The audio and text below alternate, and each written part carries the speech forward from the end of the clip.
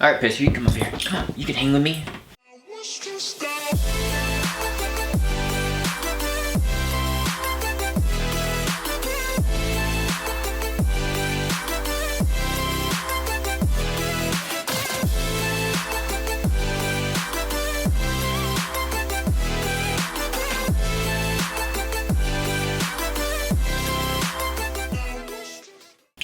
Hi there, Sage Candy of VO2 Max Productions here with a kind of a training vlog, well, racing vlog, race recap, 2016 running season ending commentary, I guess, and I apologize if this is going to be long, I tend to rant, but yeah, you know, I'm not going to sugarcoat it. Straight off, like, 2016 has been a pretty rough year for me in terms of racing. I have my health, and that's something I never take for granted. I've been very fortunate to be able to do what I love. And a lot of it's thanks to your support and the support in the running community, especially the Patreon supporters on this YouTube channel. But yeah, you know, I ran some pretty crappy races this year, and you know, a lot of people call me out. They say, Sage is old, he's washed up, he's not progressing, you know, he totally blew out his 100-mile debut, and really, you know, struggled in other races. Like last weekend, we just ran the North Face 50-mile championships in San Francisco, Marin Headlands, which is a really competitive race and one that I've been focusing on for a while. And it was disappointing, you know, I bonked pretty hard. And I'll go into those details with that race mainly in this training vlog. But yeah, it was a rough one. But, you know, if we fast forward, we go back to the start of the year, you know, I ran the Houston Marathon in January, ran 2:20, failed to qualify for Olympic trials in my 4th attempt. But it was 4 road marathons within a 12-month span before that, where I had missed the Olympic trials standard by, you know, 12 seconds at the Boston Marathon, and, you know, just had a rough go and just barely missed it by that tiny margin, and it was frustrating. And, you know, I averaged 2:19.50 something for those 4 marathons. It's not a bad average, like that's pretty consistent, it's just consistently too slow. But, you know, a 2:20 marathon's not my worst. And, you know, if looking at this season of running, I've had some way worse seasons in running where I actually really regressed. Junior year of high school, freshman year of college, first year at Hanson's Brooks right out of college, going pro.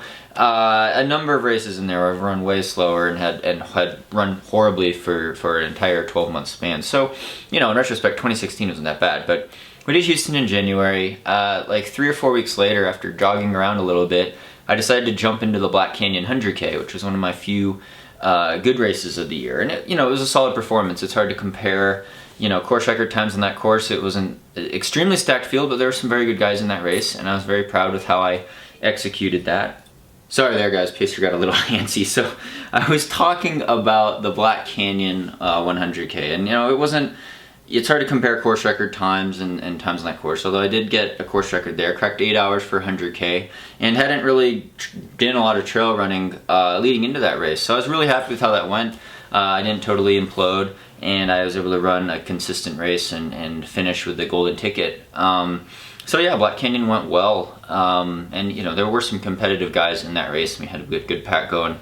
But I felt proud of that effort. And then going into the next race, Transvolcania in May, again, you know, I got my Strava course record segment on the first one of the big climbs up the volcano, and I was racing against Luis Alberto Hernando, who's an amazing runner. He's won Transvolcania over Kilian Jornet before, and, you know, he beat me, and so did Nico Martin. But my time with the course changes was pretty much on par with what I've been running the last two other times that I've run there, and getting 3rd place again.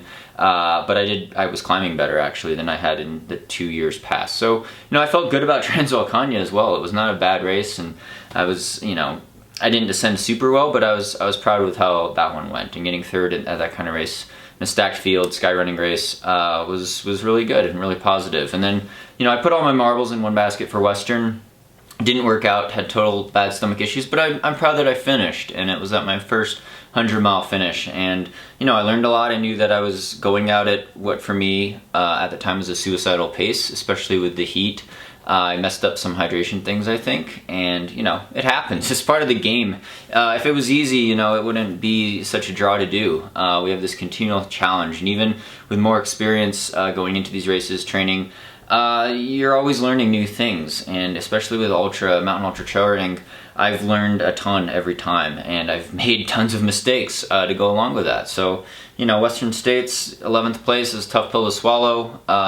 Ginger Runner did that film to capture the experience, and it was brutal, but it was a tough day for me, I'll admit. But I am proud that I finished that. And then after that, I really screwed up my training, I think, going into Run Rabbit Run 100 in September. DNF'd that. I was running with Alex Nichols through 35 miles about, still pretty close to him at 40 miles, but he ran a great race there. His 100-mile debut, won, pulled away convincingly, and I was totally shot and I dropped out. And that was probably my biggest low point of the year, because I felt like I was going to be well prepared for that race, and I think I overtrained before it. And I don't like coming up with a bunch of excuses, I guess, and I feel like I'm always, you're saying things that are kind of like excuses, or I'm doing that, but my legs were totally done. They were toast. I felt really, really bad. I didn't have stomach issues. We weren't going crazy fast, so I have no excuses. I just sucked it up that day. And to take a DNF is nothing I take lightly at all. So, that was Run Rabbit Run, but I brought things back. We're training for North Face. Decided to jump in the Moab Trail Marathon, USATF National Trail Marathon Championships. And it was a pretty stacked field there. There were 217 marathoners, 217 marathoner, Joe Gray, who's the world mountain running champion, another guy that was a low 220s marathoner, as well as some international guys. So I ended up getting second place overall there, but won the USATF championship technically because I was the top American. I ran a 2:58 marathon at Moab with 4,000 feet of climbing on a really technical course. It's one of the most technical courses I've probably run in North America. If not the most technical, actually. So I was really proud of that. I felt really good. I executed a good race there, and everything was really sound. So it gave me a lot of confidence heading into North Face. But, things happen. I think looking back at my training and race strategy, I wouldn't do anything different. I don't want to come up with a bunch of excuses, but the way the race played out was really interesting at North Face, because again, they changed the course. They've changed it almost every year, so it's really hard to compare prior splits and prior times, as well as average paces. And the rumor was this year that the course was going to have 11,000 feet of climbing. It didn't. It was more like 10,000 feet of climbing, which is usually what it is. The other thing with this year that I was happy about was the weather was really good. It was perfect weather for running fast, good footing. And some of the changes they made to the course was that they had more fire road in there versus single track trails. So instead of doing like the Pirates Cove area, which is one of my favorite sections, kind of along the beach there as it's getting light, we were on these like fire roads, which were very steep hills up and down, but they cut out some of the more, I don't want to say technical bits, but just more of the single track bits. And so I think it made it a lot faster of a course. It was also a little short of 50 miles. It was about a 49-mile course, whereas 2 years ago when I ran it, it was 51.5 miles. So, a couple mile difference does make a difference with your time. Now, I kind of sucked it up really bad, and I'll get into how it went down. First off, kudos to the men's champion Zach Miller, and second place my Hoka teammate Hayden Hawks. They ran phenomenal. It doesn't matter what the course was. It doesn't matter, what the conditions were. I think they were the class of the field, and they pulled away convincingly and won convincingly. And congrats to Ida Nelson, I believe. I don't want to mispronounce her name, for winning the women's race in a sub 7-hour time. I was looking over my shoulder because I was thinking, man, if the women are running well, they're going to be pretty close. And they were. She's a great runner. My Hoka teammate Magdalena Boulet was second overall, and she's a masters runner, which is really amazing. The women's field actually was really stacked, and Sandy was sixth place in this competitive field, and it was a matter of minutes separating like sixth to fifth and fourth to third. Women's race was actually very, very competitive and very deep, and I don't think it gets the attention sometimes that it deserves. But yeah, Sandy ran an amazing race. She did exactly what she wanted to do. Hopefully we'll get a podcast maybe on with her. She could talk about what she did right, and I could talk about everything I did wrong, which could be a lot longer. But no, Sandy ran amazing, as did a lot of those women. And from the perspective of how the men's race played out, Zach Miller took the lead basically from the gun. Hayden went with him. We were maybe, I don't know, low six the first mile, which is a little downhill, and then we started climbing and they pulled away. and I was sitting back with Jorge Maravilla, another Hoka teammate who ended up getting 4th, and a bunch of other guys, some 29-minute 10K guys. And yeah, we let him go intentionally, but it was a reckless pace. I thought it was very fast, and it was. And I knew we were splitting, since the course starts on the first like 4 miles, or the first 6-mile loop that I've always done. I was comparing them to when I won the race in 2014, which was a muddier year, but this part it's fire road, so it's pretty dry. And we were going about 20 seconds a mile faster than before. And with one of the downhill miles, we were splitting 5:20, 5:18 mile pace early on, and Hayden and Zach had already opened up a little gap. So we let them go, and you could see there's a Strava segment for like the first 10 miles, but they ended up building about a 3-minute lead after about 10 miles, maybe 2 minutes, and then 3 minutes after 15 miles or so. And they were almost out of sight, and so I made a pretty hard move to get into 3rd up Cardiac Hill. And, you know, it was hard. It was a really hard move. Those guys were running really well, really hard, really fast. And the interesting thing when looking back on it in hindsight, always the benefit of hindsight, is looking at the Strava of Hayden Hawks, who got 2nd. He finished about less than 2 minutes behind Zach Miller. So it was a very close race, and they basically ran within that 2-minute span the whole entire time. They were basically together most of the time. There were little gaps where Hayden took the lead, and then Zach was like 40 seconds behind him, and vice versa. And then in the end, it was Zach who pulled away in the last 7 miles or so. I think at the last aid station at Tennessee Valley, he had maybe 40 or 50 seconds. There's a video clip of it. Jamil of Run Steep Get High, I think. Filmed it, you know, of Zach finishing, and this is an amazing clip of Zach running the last 2 minutes uphill, which is an uphill road to the finish line, and he's just huffing and puffing and just going all out, because that's how he races. He's always full-on time trial, a really high-end effort, which is really impressive. He's a really gutsy runner, super strong guy, super nice guy, well-deserved win for Zach Miller. And then, you know, Hayden's coming in less than 2 minutes later, probably not quite breathing as hard, but trying just as hard.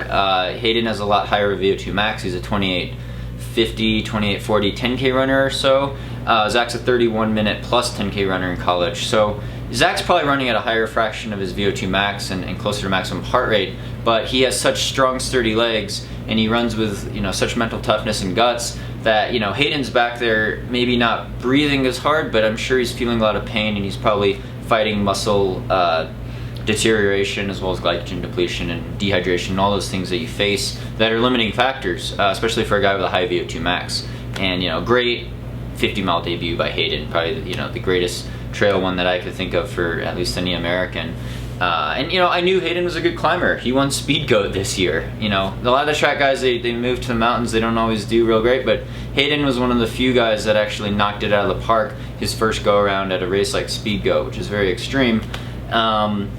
And yeah, it was just amazing. Now I know, like on Iron Far, they were reporting Zach ran like a 16-minute or sub 16-minute last 5K. That's probably not necessarily true. I did see on Strava, I don't mean to knock their performance either, because they won by a lot. They crushed us. But, you know, if you look at Hayden Hawk's last 4 or 5 mile splits versus the gap that Zach created in those last couple miles, you know, he was probably running at low 6-minute, maybe high 5-minute mile pace, maybe a 5:20 on one of the downhills. But, you know, to run a 16-minute 5K, you have to run 5:10 mile pace, which is really, really hard on a 50-mile trail, especially after 50 miles and all that climbing. So, you know, I just trying to lay out the numbers. But anyway, I'll go back to my race, I guess, real quick. I saw him at the turnaround about mile 24.5, which is about the halfway point. We're on the high point of the course, and I'm looking at my watch. They're 3 minutes ahead of me. I'm alone in 3rd place, and I'm right where I want to be. I'm running pretty hard. I'm like, man, I don't feel real great, but this is what it's going to take to try to compete for a podium spot or to try to win. And I'm chasing them down, hoping kind of that one of them will slow down a little bit or something. But I look at my watch at 24.5 miles, or 24 miles, wherever the turnaround is there, and we're on a high point of the course. We've done over half of our climbing, and we've got a net downhill to the finish technically, but it rolls a lot. And I come through, and like, it's about 2 hours and 50 minutes into the race, and I'm thinking we're on pace to run a 5:40 here. Like, this is ridiculous. And you know, I didn't know exactly how much. Well, I didn't know exactly what the length of the course was going to be. But you know, that was actually a legit halfway split about it turned out to be. And you know, I think looking at the Strava results, looking at the Strava data, I think if Zach and Hayden went out a little bit slower, I think if we all went out a little bit slower, maybe not Dave Laney, he went out at a good pace. I think they could have run faster. I think they could have run closer to 250 or 550 actually, instead of 556, 558, which is amazing. Just to run under 6 hours is an amazing feat. But I think that Zach and Hayden actually, I don't think it would have changed the results at all, except that I think the times would have been faster if they went out a little slower. But you know, that's part of Zach's strategy, is to bring people out and make it an all guts race all the way. And you're hurting early, and I was feeling it. And so I'm chasing these guys down. There's a clip from Jamil Curry, who does air vapor running as well as run steep, get high. He's got a channel. He's got the film. He's got this epic film of Zach and Hayden like dueling back and forth all day. You can check it out on his channel there. We'll probably link to it in the description below. He also has a 2-minute finish video of Zach Miller coming in, just, you know, tearing it up.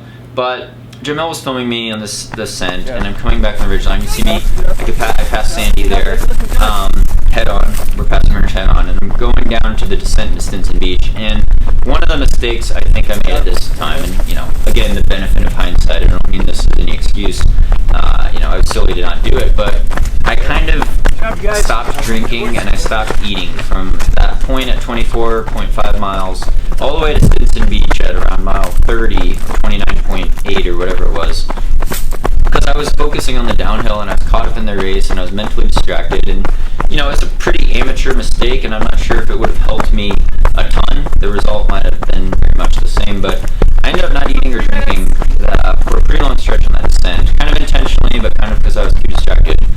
I ran that descent fast. You know, Strava doesn't lie. I was really proud of the Stinson Beach descent. It's one of the most technical, gnarly parts of the course, and it's a downhill, which I suck at. But I was able to gain back a minute and a half or so on the guys, on Hayden and Zach.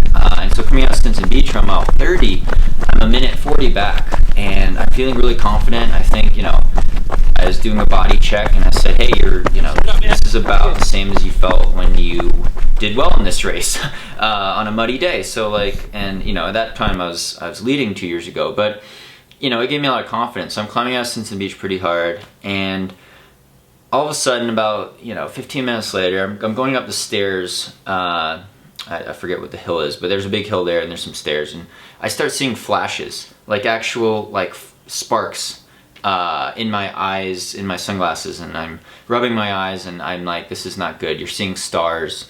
And usually when you see stars, that means you're about to bonk really, really hard, and that's exactly what happened. Which is really weird, because, you know, part of it, I don't think I was taking in the calories that I needed to sustain that high of an effort. My legs still were feeling pretty good, but I went through this epic bonk where I went from running to basically just walking to lying down on the side of the trail, having everyone pass me. And usually when you bonk, I mean, it happens in your legs first. Your legs run out of glycogen, you start slowing down, and then maybe you start walking, and then mentally you start seeing stars. You get dizzy, you go hypoglycemic, and you go. And you know, amateur mistake. It's an amateur mistake. I should have sucked down a bunch of gel right then, but I didn't. And I think part of that's you get mentally disoriented. And you know, I was at my limit. I was pushing hard, and I blew a gasket. And Zach and Hayden held it. They held it, as did a lot of guys that came up from behind me and flew past me. But you know, it's only been 3 times in my career where I've been reduced to lying down on the side of the trail. One was this race, one was Western States. That was more because of nausea though, and bonking. And then the Yurok 100K back in 2013 when it was in Colorado, Skyrunning World Championships. Had a really bad race, laid down on the side of the trail, stopped, closed my eyes for minutes on end. And you know, usually you think, okay, just walk it in. Like, I'm gonna walk to next aid station. It was like, walking's too hard, which is, it's not good. It's not good. And the thought crossed my mind is like, you need to DNF, you can't stop. And then I was like, no, you need to finish. So I was able to suck down some gel, and I started walking towards the next aid station. And I knew I was in trouble. And this is around mile 36. I've been passed by a lot of guys. You know, I knew the competitive race was over for me, but I really did want to finish. And so, at the next aid station, they took really good care of me. Thanks to all the volunteers out there. I forget which one it was. It was the one before Mirror Beach. Mile 36, you know, it's hard to think in my head that I have, you know, 15 miles to go or 14 miles to go still with a lot of hills. But I came to the aid station and I said, I need to sit down and eat. And I pulled out a chair and they sat me down. And, you know, if I'm sitting down in a race, it's probably not good. But I sat down and I just grabbed like 2 peanut butter jelly sandwiches, a couple potatoes and dipped them in salt, and a couple glasses of Coke. And I just sat there and chowed down, and I watched a lot of these guys pass me, but I knew, you know, to finish I had to do that. And I started shuffling out of there. When you stand up after sitting down, you don't feel very good usually. And I'm, you know, feeling sorry for myself and moping, but I'm still trying to finish as hard as possible and as efficiently as possible. And that's how it's been at, you know, Western States. It's how it's been in a lot of races where I do really bad. You know, you want to throw in the towel, you want to DNF, and sometimes I do DNF, like at Run Rabbit. But if I'm still out there, I want to honor the competitors and honor the race and push myself still to try to get to that finish line as efficiently as possible. And even when I'm blown out and my form's turning to crap and I'm bonking, but you know, I started moving and the food actually kicked in. It actually does work. If you stop and eat and you don't have stomach issues, you could come back from a bonk a bit. And so I was able to kind of rally and run up all the way up the Mirror Beach Hill and run down into Tennessee Valley. And I passed some more guys and was able to finish in 7th place, which, you know, it was a tough day for me, but it wasn't. I was able to finish, and you know, I am proud of that, and I'm proud of finishing in the top 10 still, honestly. But you know, it was a huge disappointment, and you know, everyone out there really respect, you know, all the people finishing in the front of the pack, and also the guys in the back of the pack, and everyone out there who toughed the course. But you know, it's a learning experience. I'm gonna move forward now. In retrospect, you know, Sandy was like, you didn't know, like, how many calories an hour were you planning on taking? And I was like, I don't know, I was gonna take a gel like every 25 minutes and then sip some Coke here and there and just kind of wing it. And she's like, you need to know exactly how many calories per hour you plan on taking. And you know, at that intensity, the way Zach and Hayden took out the pace, we probably needed to take at least 350 to 400 calories per hour, or at least I was gonna bonk. I think I was probably closer to 200 calories an hour only, and for me, it's running the, you know, that takes it out of you. And so, you know, miscalculated that. But, you know, you're afraid of getting stomach issues as well. So it's about balancing the nutrition, still figuring out race day nutrition strategy, and making changes with the pace, you know, depending on the weather and how you feel and what the course is. But, you know, I failed miserably. I kind of sucked it up. It's been a rough year, but I learned a lot, and I'm looking forward to next year. I freaking love this sport. You know, I've been doing this stuff for 18 years, training and racing year-round for 18 years. I've been doing mountain ultra trail running for the last 5 years, nonstop. And I know a lot of people are like, oh, Sage, you've overtrained, you're burned out, you're too old, your diet screwed you up, all these things, which may be true. I don't feel that way, but I've definitely overtrained at times. I'll agree on that point. And I've made some nutritional mistakes, at least with race day nutrition and hydration. But you know, you try to do the best you can with what you have, and I freaking love this sport. The things I've been able to do is thanks to the generosity of the community, of the running community. It's thanks to people like you, viewers like you, people that have gotten products from my sponsors. This isn't gonna be a product plug, but you know, that's actually what's made it possible. The subscriptions on here, people, you guys that follow me on other social media channels as well. And just hearing people's story, hearing, you know, about people. It's a great community to be a part of, and I realize a lot of the opportunities that I've had to race and to train at this level is all thanks to that generosity. So, you know, I wouldn't be here today if it wasn't for people like you. And so I sincerely mean that, and thank you from the bottom of my heart, as well as the support from my family and Sandy and friends and the sponsors. But yeah, it's been a journey, but I feel like 31 is not too old to do really well in ultras. You know, my margin for improvement is less than a lot of people because I've been running high mileage for so long. But I think a lot of burnout is when a lot of burnout is kind of mental. And you know, I'm amped up mentally. I want to be in it. I love this sport. I want to do this for as long as possible at a competitive level. I want to be rocking it at the masters level. I want to be, the people that really inspire me are people that are, 60, 70, 80 years old who are out there still rocking it, Ed Whitlock, tons of guys, people getting Masters records. My Hoka teammate Mike Wardian, is in 40s, and I know for a lot of you, you're balancing work, you're balancing family obligations, you're just trying to get in, the most you can with the limited amount of time that you have in the sport and try to enjoy the sport and be healthy, but you're also pushing the envelope at all different levels, and I really respect that, and that's inspiring. So there's inspiration all around in the sport. It's a great sport to be a part of, and heading into 2017, I want to ramp it up. I think it's time in my career now where I do actually really push the envelope with training. And you look at my training on Strava, it's a little weak. Sandy's like, you kind of half-assed it. I don't really feel like I totally half-assed it, but I feel like I could do more. And it's a risk. It's a risk with overtraining. You see guys that trained 140, 150 miles a week, put in, over 20 hours a week in training with a crap ton of vertical, and they did really well for a couple years, and then they fizzled out, and then you don't hear about them again, or they break records, or they get injured, or something like that. So that's always been a fear of mine in terms of longevity, having that longevity to keep running for as long as I want to run. But at the same time, to be competitive now at a higher level, I think you do have to push the envelope with training, whatever that may be. And I've been very fortunate to have the time and energy and resources and health so far to push the envelope in training. And so, I have no excuses. There's no reason why I can't be running more vertical and spending more time on my feet, at least, training, because there are guys that are training 3 hours a day on average. And it's about getting really strong, sturdy legs. It's about training the cardiovascular system, but the strong, sturdy legs are what fail me. A lot of times it's quad failure on the downhills, hips locking up, and then bonking or having nutritional problems that are more limiting factors than actual track speed or VO2 max. Now in the marathon, it's more efficiency running on the flats, but in ultras, I think, especially the big mountain ultras and the long ultras over 50 miles, you need that leg strength, and you get that time on feet, and dialing your nutrition plans in long runs, I think is really key. And that's something that Coach Sandy's preached at Sage Running a lot more than I have, and I should probably listen to her more because she's been rocking it this year.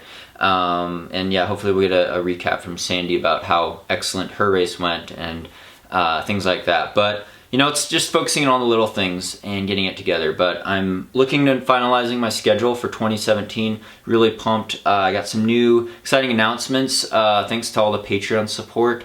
And yeah, I just want to keep up with more higher quality videos.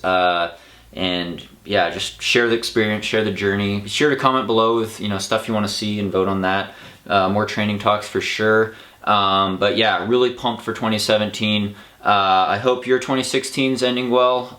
Really thanks for tuning in. Thanks for all the Patreon supporters. Couldn't do this without any of you guys' support, so really, really appreciate it. And yeah, hope your running's going well. Hope you're healthy, and happy holidays. But yeah, thanks for tuning in, and stay tuned for more VO2 Max Productions.